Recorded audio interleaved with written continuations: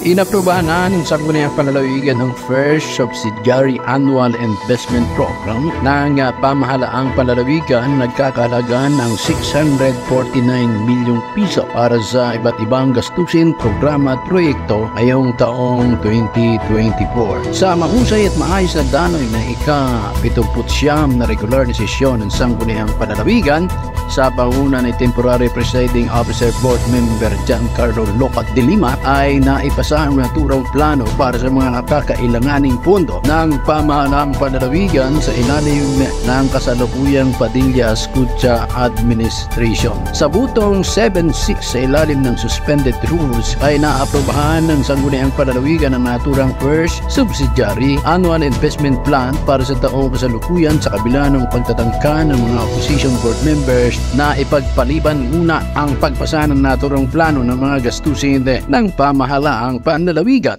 At para sa akin, i-depend muna natin at pag-aralan natin mabuti kung saan natin ilalagay ang pondo ng lalawigan ng Camarines Norte. Dahil ito po ay pera ng kabayan. Pera ng kabayan. Gastusin natin po ito sa tama. At tayo ay magtulungan sa tamang datos. Tayo ay magkasundo-sundo para sa magandang kaluluwasan kay inyong subsidiary AIP.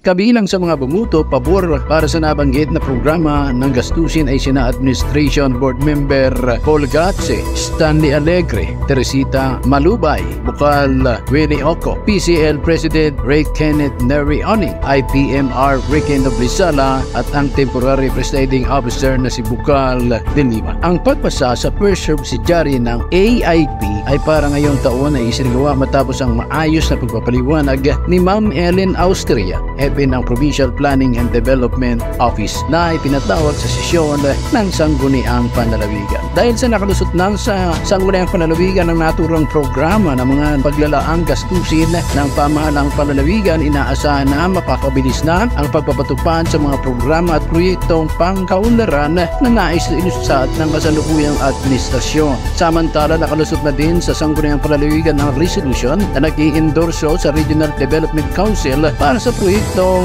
Philippine Solar Powered Irrigation System at Farm to Market Roads na ipapatupad ng tanggapan ng Department of Agriculture sa iba't ibang pinanglugar ng lalawigan. Para sa totoo, balitang Camarines Norte, Ricky Vera, BZN Bicol.